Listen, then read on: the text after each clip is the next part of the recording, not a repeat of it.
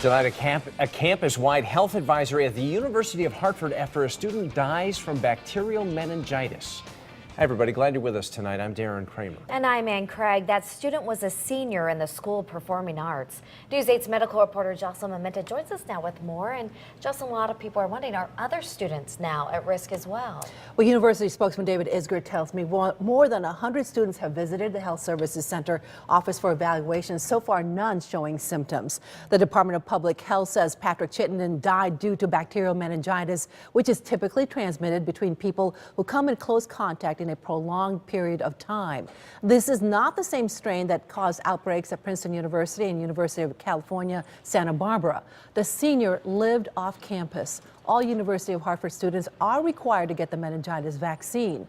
Infectious disease specialist Dr. Ulysses Wu at St. Francis Hospital Medical Center tells me it will protect them against most forms of that specific bacteria. The vaccine certainly works for specific types of meningitis, but it doesn't work for all types of bacterial meningitis. So with this vaccine, even it protects you against a certain type of bacteria, but even within the bacteria itself, there are many different strains.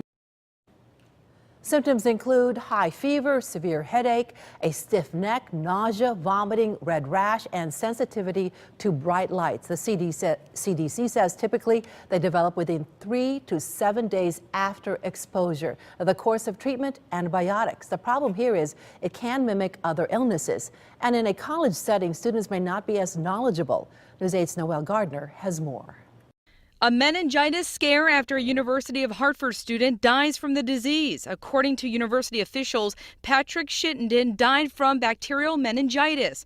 Doctors say it's a communicable disease. Dr. Ulysses Wu, chief of infectious diseases at St. Francis Hospital. You do have to have close contact with the individual. They say basically less than 3 feet for an extended period of time, or you've shared basically secretions or saliva with that person. All University of Hartford students are required to get vaccinated for meningitis, but there are many different types. We talked to college students to see if they're concerned. You're in contact with these people that have it and you don't know until they die, and I don't know, it's just worrisome, I guess. Especially because we live in the dorms, so we know it's more prevalent in the dorms. If it's something that not every student is aware of, and if it's something that's going around the colleges, then I think more needs to be done to make students aware and make students aware about what the different things is that they can do. Have you gotten the vaccine? I do not. I don't think so.